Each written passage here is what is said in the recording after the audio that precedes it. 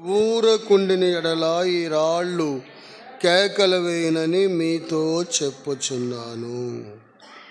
ఆయన వారిని చూచి, వీరు ఊరకుండిన ఎడల ఈ రాళ్ళు కేకలు వేయనని మీతో చెప్పుచున్నానెను. చిన్న ప్రార్థన చేసుకుందాం. ప్రేమ కలిగిన తండ్రి, పరిశుద్ధుడు అయిన దేవా యేసుక్రీస్తు ప్రభువా, వందనాలు. ఘనమైన మీ నామమును ఎంతో స్తుతించి ఆరాధిస్తూ ఉన్నాము ప్రభువా. ఇంతవరకు మేము కలిసి పాటలు పాడుకోవటానికి మీరెంతో సహాయపడ్డారు ప్రభువా. మీ నామం ఎంతో ఘనపరచబడినదని స్తుతిస్తూ ఉన్నాం దేవా. ఈ దినము సార్వత్రిక సంఘములలో జరుగుతున్నటువంటి ఈ ఆరాధన అంతటిలో కూడా మీరెంతో తోడుండి సహాయము చేసే దేవుడవు, మీకు స్తోత్రాలు. దినము ప్రపంచమంతటిలో కూడా ప్రజలు ఈ దినం మట్టల ఆదివారముగా వారెంతో దేవా మరి మీ నామమును కీర్తిస్తూ ఉన్నారు. అంతేకాదు, మీరు యెరూషలేము వీధులలో మీ నామము ఎంతో ఘనపరచబడినదని లేఖనాలలో కూడా మేము చూస్తూ ఉన్నాం. సర్వమానవుల నిమిత్తమై ప్రభువా మీరు చేసిన అద్భుతమైన కార్యం, పరమును వీడి పాపాత్ములైన మానవుని కొరకు లోకానికి వచ్చినటువంటి అనేకమైన సత్యాలు మీ లేఖనము ద్వారా మాకు నేర్పిస్తూ వస్తున్న దేవా, మీకు స్తోత్రాలు. ఈ దినము కూడా తండ్రి, మీ నామము ఎలా ఘనపరచబడినదో, ఎలాగూ నిన్ను చంటి పిల్లలతో కూడా ఎలా నిన్ను కీర్తిస్తూ వచ్చారో, నీ నామం యెరూషలేము వీధులలో ఎలా జయముని ఘనపరచబడినదో, ఆ విలువైన మాటలు మేము కూడా నేర్చుకొని మా స్థితి ఎలాంటిదో, నువ్వెంత ఘనమైన కార్యము చేసావనేటువంటి సత్యాలు మేము కూడా నేర్చుకొని నీవు చేసిన ఘనమైన కార్యాలను బట్టి హృదయమారా నిన్ను ఆరాధించడానికి మాకందరికీ కావలసినటువంటి ఆత్మీయమైన వర్తమానము మీ దాసునిలో ఉంచమని ప్రార్థిస్తున్నాం. మీ దాసుని మీరు మరుగుపరచండి, మీరు మాట్లాడండి. ప్రజలు ఇంకా అనేకులు ఆసక్తిగా రావటములో కార్యములు చేయండి. ఎవరు కూడా వారి వారి భాగములను పోగొట్టుకొనకుండా వచ్చి నీ పాదముల చెంత సాగిలపడి నీవు చేసినటువంటి ఘనమైన గొప్ప రక్షణను బట్టి నీ పాదముల చెంత సాగిలపడి నిన్ను ఆరాధించటానికి రావటములో మీరే కార్యాలు చేయమని ప్రార్థిస్తున్నాము తండ్రి. మరొక్కసారి నీ దాసుడు నన్ను కూడా నీ ఆత్మతో నింపి మాకందరికీ కావలసిన ఆత్మీయమైన సంగతులు బయలుపరచమని ప్రభువా నీ సహాయమును కోరుతూ, ఇంతవరకు కూడా మీరు చేసిన ప్రతి మేలు కొరకే స్తోత్రాలు. శత్రువుకి ఎక్కడ కూడా లేశమైన స్థానము లేకుండా చేసి మహిమ కలిగించుకోమని మా ప్రభువును మా రక్షకుడైన యేసుక్రీస్తు వారి శ్రేష్టమైన ఘనమైన గంభీర నామములో హృదయమారా స్తుతించి ఆరాధించి ప్రార్థిస్తున్నాము తండ్రి. ఆమేన్. ఈరోజు పలు చోట్ల ఈరోజు ఏమి ఆదివారం అంటారంటే మట్టల ఆదివారం. ఎందుకనగా ప్రభువైన యేసుక్రీస్తు వారు యెరూషలేము వీధులలో ఆయన నామము ఎంతో ఘనపరచబడినట్లుగా లేఖనాల్లో చూస్తున్నాం. మనము చదివిన భాగములో కూడా మనం చదువుతూ వచ్చాం. ప్రభు పేరట వచ్చు రాజు స్తుతింపబడునుగాక, పరలోకమందు సమాధానమును, సర్వోన్నతమైన స్థలములలో మహిమయు ఉండునుగాక అని దేవుని ఘనపరుస్తున్నట్లుగా ఈ భాగములో మనము చూస్తున్నాం. ప్రియులారా, ఇది యేసుక్రీస్తు ప్రభు కొన్ని వందల సంవత్సరాలకు భూమి మీదకు వస్తాడు. ఆయన భూమి మీదకి వచ్చి ఇలాగూ ఆయన నామము ఘనపరచబడుతున్నదని ప్రవక్తలు ప్రవచించినటువంటి ప్రవచనాలన్నీ కూడా నెరవేర్చబడి ఉన్నాయి. ఈ మాటలు మనం చూస్తుంటే ఇవి ప్రవక్తలు ఎందరో ప్రవచించిన మాటలన్నీ కూడా సంపూర్ణంగా నెరవేర్చబడ్డాయని మత్తయి సువార్తలో కూడా మనం చూస్తూ ఉన్నాం. 4 సువార్తల్లో కూడా ఈ సందర్భాలు తెలియచేయబడుతూ వచ్చాయి. మత్తయి సువార్త 21వ అధ్యాయములో, అలాగుననే మార్కు సువార్త 11వ అధ్యాయములో, లూకా సువార్త 19వ అధ్యాయములో, యోహాను సువార్త 12వ అధ్యాయములో ఈ అద్భుతమైనటువంటి కార్యాలు ఆయన మహిమ కొరకు ప్రకటించబడ్డాయి. ఇవన్నీ కూడా ప్రవక్తలు ప్రవచించిన ప్రవచనాలు సంపూర్ణంగా నెరవేర్చబడ్డాయి. అందుకే మనం మరొక సందర్భాన్ని చదువుకుందాం. చూడండి, ఇదే భాగములో 28వ వచనం, లూకా సువార్త 8వ వచనములో నుండి మనం చూస్తే ఇంకా కొన్ని సంగతులు మనకు తెలియచేయబడతాయి. చూడండి, యేసు ఈ మాటలు చెప్పి యెరూషలేమునకు వెళ్ళవలెనని ముందు సాగిపోయెను. ఆయన ఒలీవ కొండ దగ్గరనున్న బెత్బాకి, బేతనియా అను గ్రామములు సమీపమునకు వచ్చినప్పుడు తన శిష్యులనిద్దరిని పిలిచి, మీ ఎదుటనున్న గ్రామమునకు వెళ్ళుడి, అందులో మీరు ప్రవేశింపగానే కట్టబడి ఉన్న ఒక గాడిద పిల్ల మీకు కనబడును. దాని మీద ఏ మనుషుడు ఎన్నడూ కూర్చుండలేదు. దానిని విప్పి తోలుకొని రండి. ఎవరైనను మీరెందుకు దీన్ని విప్పుచున్నారని మిమ్మును అడిగిన ఎడల ఇది ప్రభువునకు కావలసి ఉన్నదని అతనితో చెప్పుడని చెప్పి వారిని పంపెను. పంపబడిన వారు వెళ్ళి ఆయన తమతో చెప్పినట్లే కనుగొని ఆ గాడిద పిల్లను విప్పుచుండగా దాని యజమానులు, మీరు ఈ గాడిద పిల్లను ఎందుకు విప్పుచున్నారని వారిని అడిగిరి. అందుకు వారు, ఇది ప్రభువునకు కావలసి ఉన్నదనిరి. ఎవరికి కావాలంటది? ఇది ప్రభువునకు కావలసి ఉన్నది అని ఆ యజమానితో చెప్పినప్పుడు ఆ యజమాని మౌనముగా ఉన్నాడు. కాబట్టి ఈ మాటను మనము చూసినట్లయితే ప్రభువైన యేసుక్రీస్తు వారు ఆయన దేనిని కోరుకున్నాడంటే ఆయన గాడిద పిల్లను కోరుకున్నాడు. అయితే ఈ భాగములన్నీ కూడా ఎన్నో ప్రవచనాల్లో ఉన్నటువంటి ప్రవచనములన్నీ కూడా నెరవేర్చబడుతూ వచ్చాయి. కాబట్టి ఈ సందర్భాన్ని మనం ఒక భాగములో చూస్తే అక్కడ కొన్ని ఆత్మీయమైన సంగతులు మనకు తెలియచేయబడతాయి.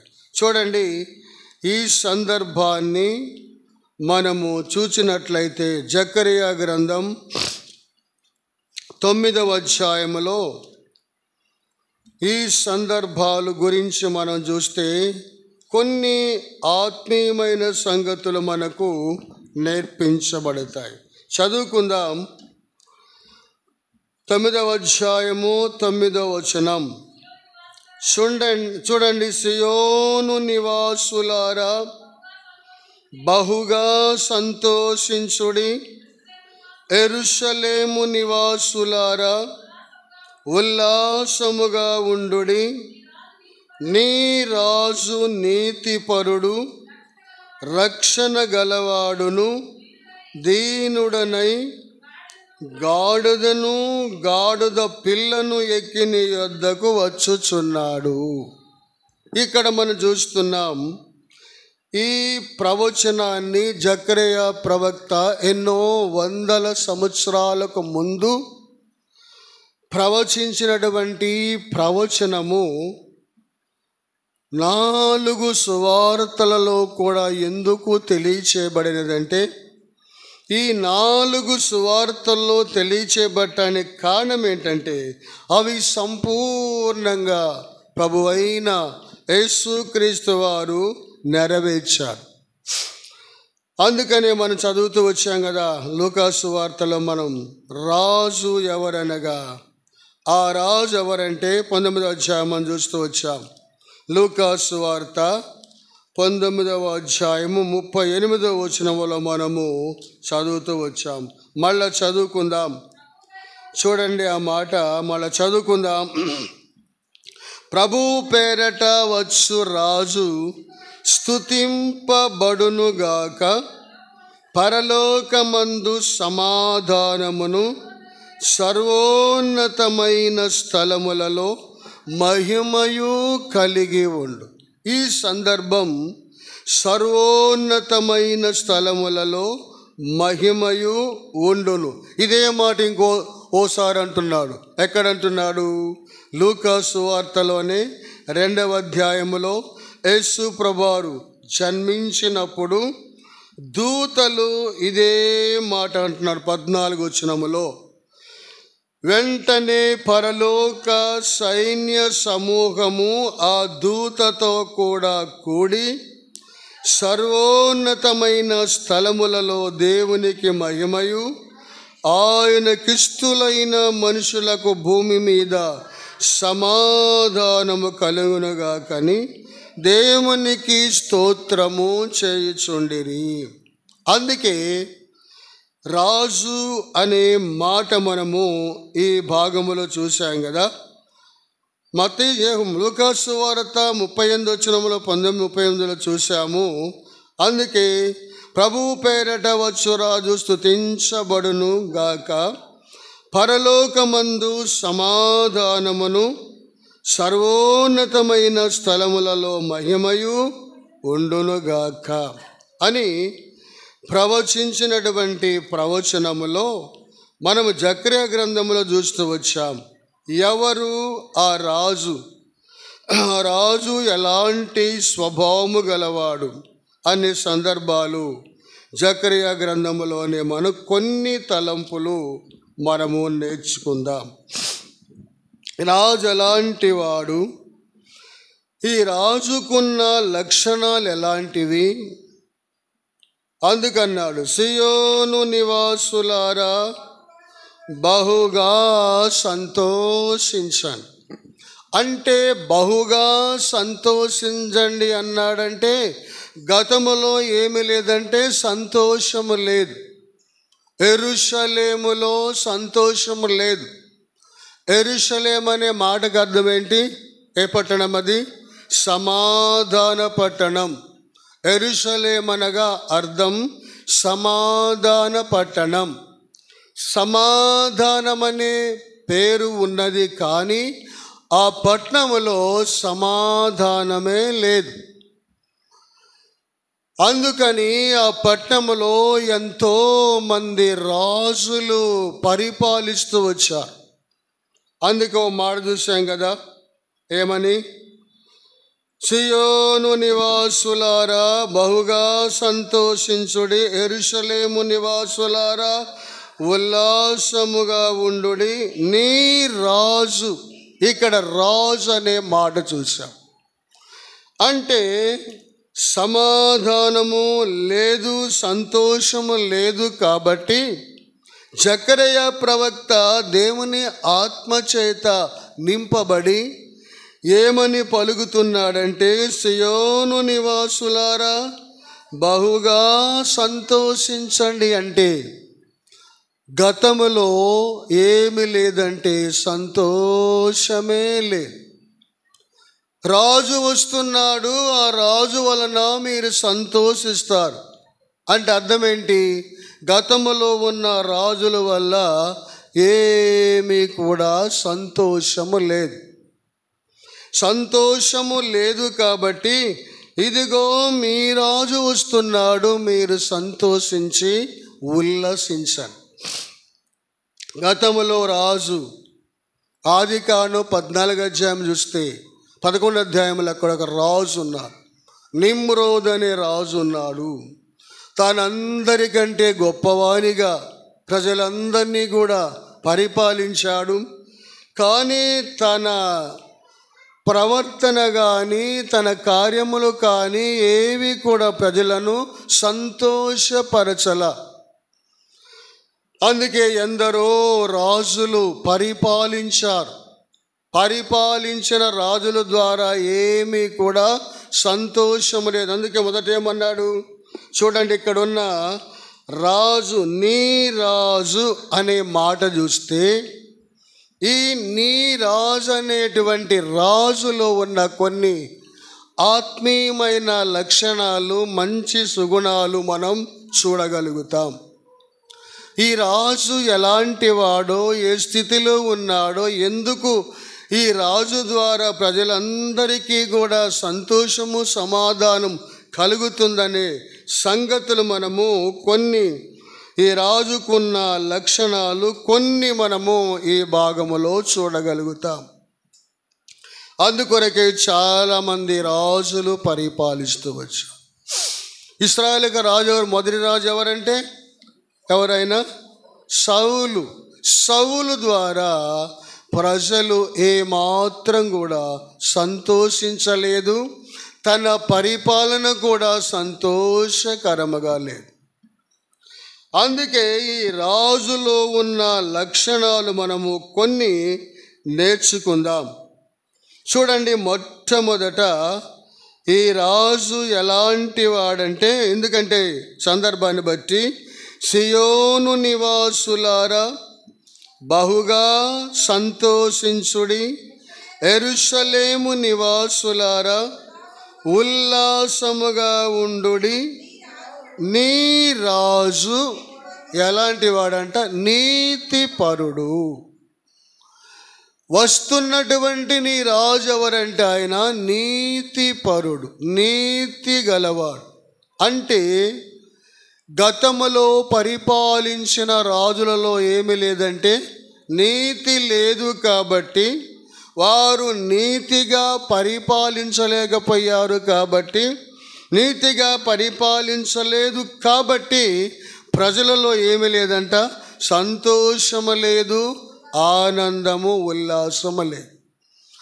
అందుకే ఎందరో రాజులు పరిపాలిస్తూ వచ్చారు. చాలామంది రాజులు, మొట్టమొదట సౌలు దగ్గర నుండి ఎంతోమంది రాజులు కొంతకాలములో ఇశ్రాయేలు ప్రజలు రెండుగా చీలారు. ఇశ్రాయేలు వారు, యూదా వారు, వారికి వీరికి రాజులు ఉన్నారు. కానీ వారిలో ఎవ్వరు కూడా నీతిగా ప్రవర్తించిన వారు లేరు. చివరికి దావీదు కూడా 40 సంవత్సరాలు పరిపాలించాడు. కానీ తాను కూడా దేవునికి నమ్మకస్తుడు, యథార్థవంతుడుగా జీవించాడు. కానీ తనలో కూడా ఏమున్నాయంటే కొన్ని పొరపాటులు ఉన్నాయి. తాను కూడా నీతిగా పరిపాలించలేక ఎన్నో లోటులు, పొరపాటులు కలిగి ఉన్నాయి. అందుకొరకే ప్రజలలో సంతోషము లేదు. కాబట్టి ప్రవక్త ప్రవచించి ఏమంటున్నాడంటే, నీ రాజు ఎలాంటి వాడంట? నీతిపరుడు. ఆయనలో ఎక్కడ చూసినా కానీ అవినీతి కానీ నీతి లేకుండా ఎక్కడ కూడా ఆయన ప్రవర్తించల. ఆయన చేసిన కార్యములన్నీ కూడా భూమి మీద నీతి గల కార్యములే చేశాడు. నాలో పాపమున్నదని ఎవరు నిరూపిస్తారని కూడా మాట్లాడాడు. ఎవ్వరు కూడా తనలో పాపమున్నదని నిరూపించిన వారు లేరు. అందుకొరకే మొట్టమొదట ఎలాంటి రాజు అంటే నీతిపరుడు, అంటే నీతి గలవాడు. బైబిల్లో మాట ఉంది కదా, నీతిమంతుడు లేడు, ఒక్కడు కూడా లేడు, అందరూ కూడా ఏకముగా పాపము చేసిన వారే. కాబట్టి ఈ రాజు ఎలాంటి వాడంటే నీతి గల రాజు, నీతిపరుడు. రెండవ చూడండి, అక్కడే చూడండి, ఆయన రెండో తలంపులు ఎలాంటి వాడంటే ఆయన స్వభావము రక్షణ గలవాడు. అంటే ఆయన ఎవరంటే రక్షకుడు, సర్వ మానవులను కూడా రక్షించటానికి వచ్చినటువంటి రక్షకుడు. అందుకే యేసుక్రీస్తు ప్రభు సర్వ మానవుల రక్షణ కొరకై ఆయన చేసిన కార్యం ఏంటంటే తన ప్రాణాన్ని అప్పగించాడు. సర్వమానవుల పాపము నిమిత్తమై ఆయన చేసిన కార్యం ఏంటంటే తన ప్రాణమును సిలువలో బలిగా అర్పించాడు. ఎందుకొరకు? సర్వమానవుల రక్షణ కొరకు. అందుకే ఆయన ఎవరంటే రక్షణ గలవాడంటే ఆయన మానవులందరి పాపముల నిమిత్తమై సిలువలో ఆయన తన ప్రాణాన్ని అర్పించాడు. ఆయన సిలువపై చనిపోయాడు, ఆయన సమాధి చేయబడ్డాడు. ఆయన లేఖనముల ప్రకారం ఆయన మరణమును జయించి తిరిగి లేచాడు. అనేకులకు రక్షణ సిద్ధపరిచిన రక్షకుడు ఎవరంటే ప్రభు అయిన యేసుక్రీస్తు వారు. అందుకే మనం చూస్తూ వచ్చాము. రెండో తలంపు ఏంటంటే ఆయన ఎలాంటి వాడంటే రక్షణ గలవాడు. మూడో తలంపు చూడండి, ఆయన దీనుడైన రాజు, దీనత్వం కలిగిన వాడు. అందుకే దీనుడు కాబట్టి, ఆయన దీనత్వము కలవాడు కాబట్టి ఆ ఉన్నతమైన స్థానమును విడిచి దీనుడై తనను తాను రిక్తునిగా తగ్గించుకున్నాడు. ఆ మాట చూడండి, బైబిల్లో ఫిలిప్పీయులకు రాసిన పత్రిక 2వ అధ్యాయములో మనం చూస్తే ఆయన దీనత్వము, ఆయన విధేయత ఎలా ఉన్నదో మనము ఫిలిప్పీయులకు రాసిన పత్రికలో మనము 2వ అధ్యాయము 6వ వచనములో మనము చూడగలుగుతాం. చూడండి ఆయన దేవుని స్వరూపము కలిగిన వాడై ఉండి దేవునితో సమానముగా ఉండుట విడిచిపెట్టకూడదని భాగ్యమని ఎంచుకొనలేదు గాని మనుషుల పోలికగా పుట్టి దాసుని స్వరూపాన్ని ధరించి. మనుషులుగా పుట్టాడు. ఇంకంతకన్నా విధేయత ఏంటంటే దాసుడుగా తన్ను తాను రిక్తునిగా చేసుకున్నాడు. అందుకనే ప్రియులరా, ఆయన ఎవరంటే దీనపరుడైన రాజు, దీనుడైనటువంటి రాజు. మొట్టమొదట ఆయన నీతి గల రాజు, రెండవది రక్షణ గల రాజు, మూడవది దీనుడైన రాజు. దీనుడైన రాజు ఏం కోరుకున్నాడంట? గాడుద పిల్లను కోరుకున్నాడు.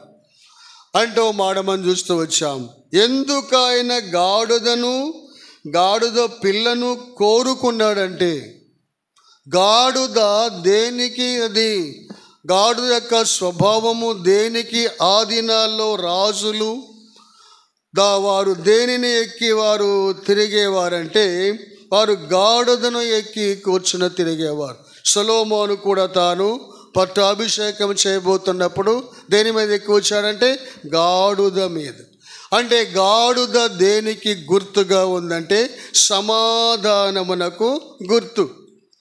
కాబట్టి ఎందుకు తాను గాడిదను కోరుకున్నాడంటే, గాడిద అనేది రాజులు ఆ దినాల్లో అభిషేకం రాజరికానికి కూడా వారు దేనితో ప్రయాణించేవారంటే గాడిదతోనే ఎక్కి వెళ్ళేవారు.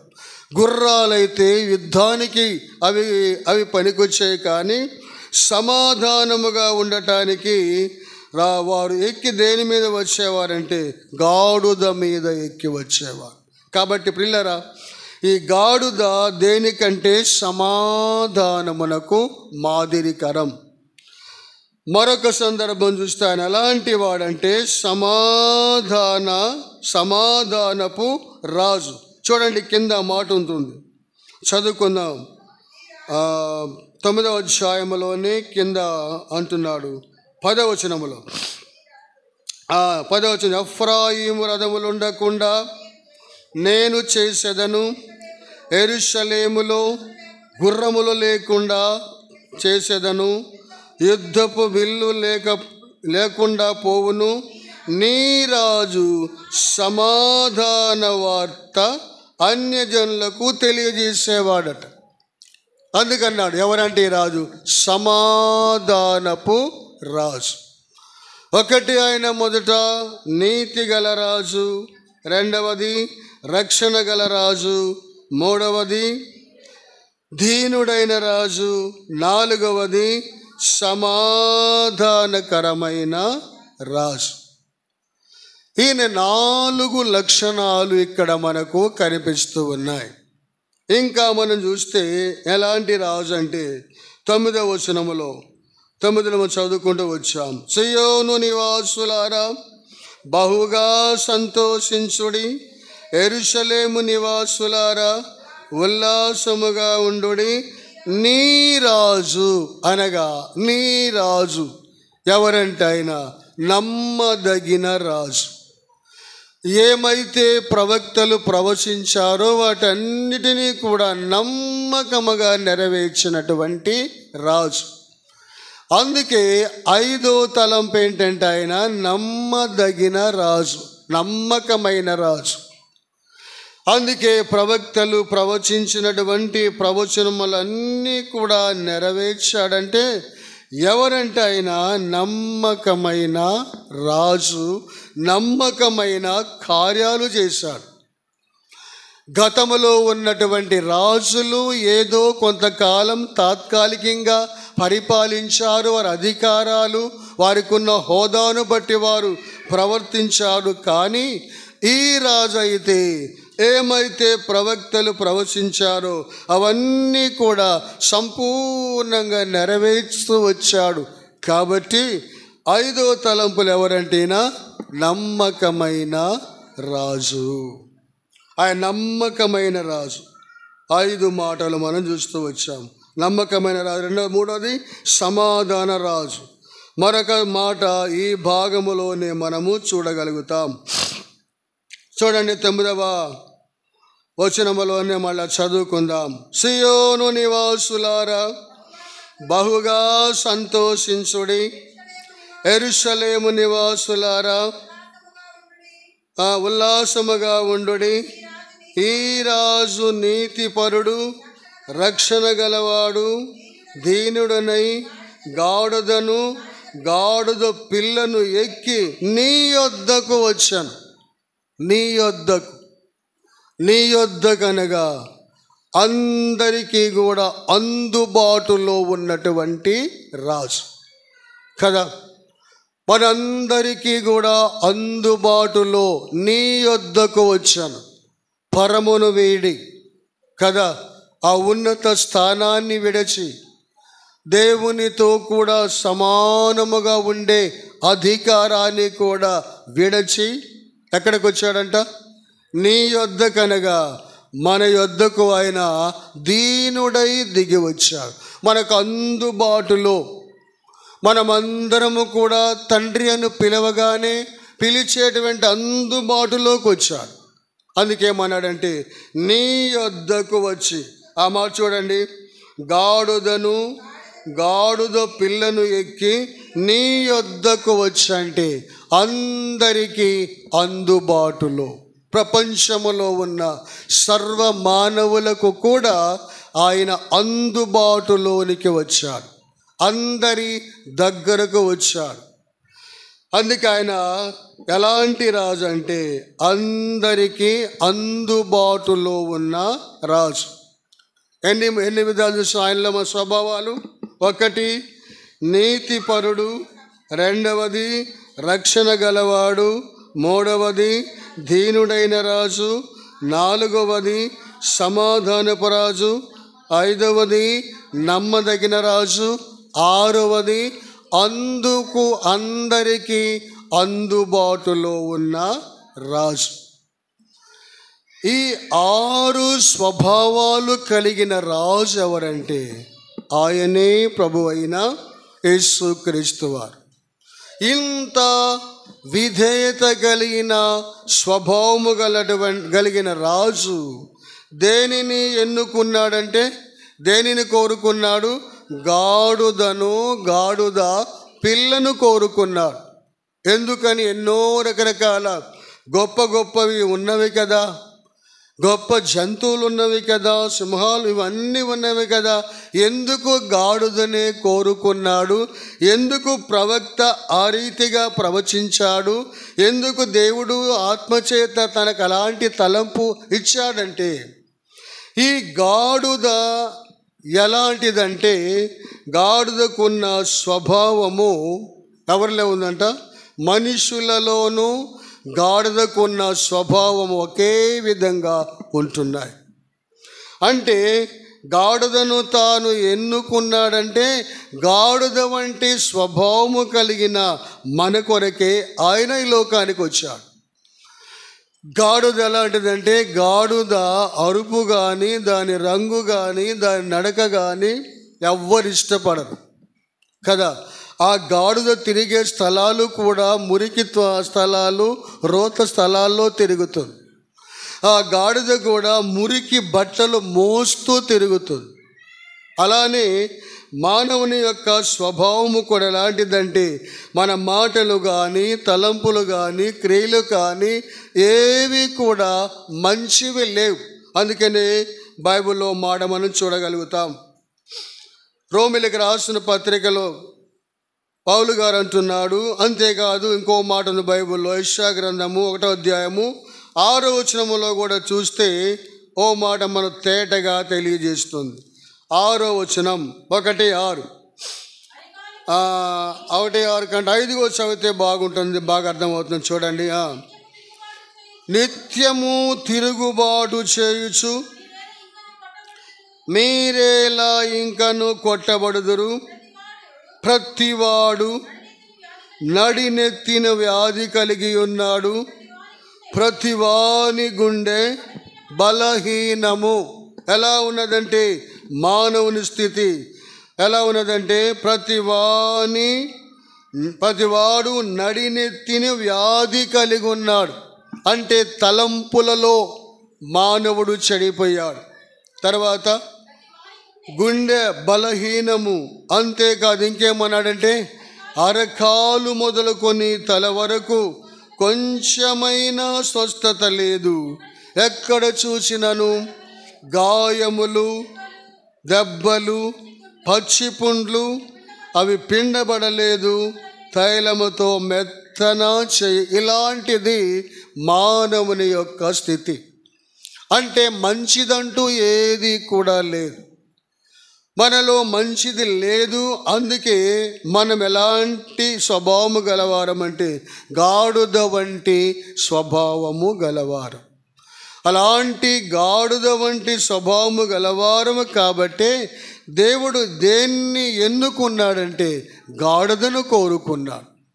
గాడిదను కోరుకున్నాడు. ఆయన అంత దీనుడైనటువంటి రాజు గాడిదను కోరుకొని గాడిద మీద కూర్చొని యెరూషలేము వీధుల్లో ఆయన నామం ఏం చేసిందంట? ఘనపరచబడినది. ఇప్పుడు మనం ఆలోచిస్తే యేసుక్రీస్తు ప్రభు గాడిద మీద కూర్చొని ఆయన వీధులలో ఆయన ఊరేగుతూ అందరూ కూడా ఖర్జూరం మట్టలు చేద పట్టుకొని హోసన్న జయమని వారెంతో ఆర్భాటముతో ఆయన్ని కీర్తిస్తూ ఉంటే ఇప్పుడు ఆయన కూర్చున్నటువంటి గాడిద కూడా ఏమొచ్చిందంటే ఘనత వచ్చింది. ఎక్కడో రోత స్థలాల్లో తిరిగే గాడిద ఇప్పుడు ఎక్కడ తిరుగుతుంది? చెట్ల కొమ్మలేంటి బారు వస్త్రాలు పరచి వస్త్రముల మీదుగా నడిచి వస్తుందంటే ఎవరిని బట్టి ఆ ఘనత వచ్చిందంటే యేసుక్రీస్తు ప్రభువారు ఆ గాడిద మీద కూర్చున్నాడు కాబట్టి ఆ గాడిదకు అంతా కూడా ఘనత కదా. బట్టలు కానీ మంచి బట్టలు వేశారు, అవి కింద నడవటం లేదు కానీ బట్టల మీద నడుస్తున్నది. అందరూ కూడా యేసు ప్రభువాన్ని ఘనపరిచి ఊరేగిస్తూ కేకలేస్తుంటే ఆ ఘనత ఎవరికి వచ్చిందంటే గాడిద కూడా ఘనపరచబడినది. కాబట్టి ప్రియులారా, ఈ సందర్భంలో యేసుక్రీస్తు ప్రభు మన జీవితాల్లో చేసిన కార్యం ఏంటంటే ఆయన ఈ 7 రకాల రాజుగా ఉన్న స్వభావం కలిగిన దేవుడు మన కొరకై ఆయన శిలువలో చేసిన గొప్ప విమోచన కార్యమును బట్టి మన హృదయాలు మార్చబడి యేసుక్రీస్తు ప్రభు ద్వారా మనము ఒక ఉన్నతమైన స్థానములో దేవుడు మనలను కూడా ఉంచాడు. చదువుకుందాం ఆ భాగమును. చూడండి, కొన్ని మాటలు మన జీవితాలు ఎంత అద్భుతమైన కార్యం చేశాడో కొన్ని తలంపులు మనము చదువుకుందాం. బైబిల్లో తీతుకు రాసిన పత్రికలో ఒక మాట మనం చూడగలుగుతాం. తీతుకు రాసిన పత్రిక 2వ అధ్యాయములో మన స్థితి నుండి ఎలా దేవుడు మనపై ఉన్నతమైన కార్యం చేశాడో తీతుకు రాసిన పత్రిక 2వ అధ్యాయములో ఓ మాట మనము చదువుకుందాం. 2వ అధ్యాయము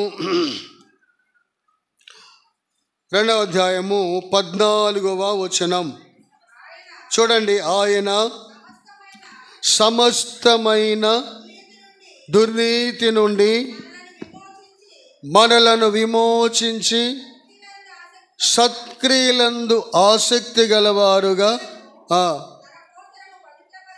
పవిత్రపరుచుకొని తన సొత్తుగా చేసుకొనుటకు తనను తానే మన కొరకు అర్పించుకున్నాడు. తనను తానే మన కొరకు అర్పించుకున్నాడు. ఎందుకనగా మనము సత్క్రియలందు ఆసక్తి గల ప్రజలుగా పవిత్రపరిచి తన సొత్తుగా చేసుకోవటానికి తనను తానే మన కొరకు అర్పించుకున్నాడు.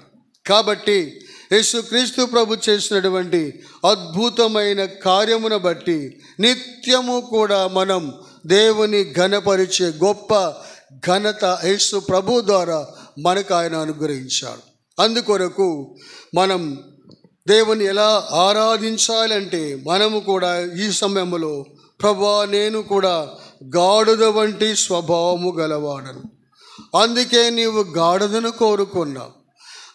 మీరు ఆ గాడిద మీద కూర్చునగానే ఆ గాడిదకి ఎంత ఘనత వచ్చిందో అలాగునే నీ విలువైన రక్తము చేత నా పాపములన్నీ కూడా పరిహరించి నా హృదయములో మీరు నివాసము చేస్తున్నారు. కాబట్టి నాకు ఇచ్చిన రక్షణను బట్టి ప్రభువా నాకు ఎంతో ఘనతనిచ్చావు.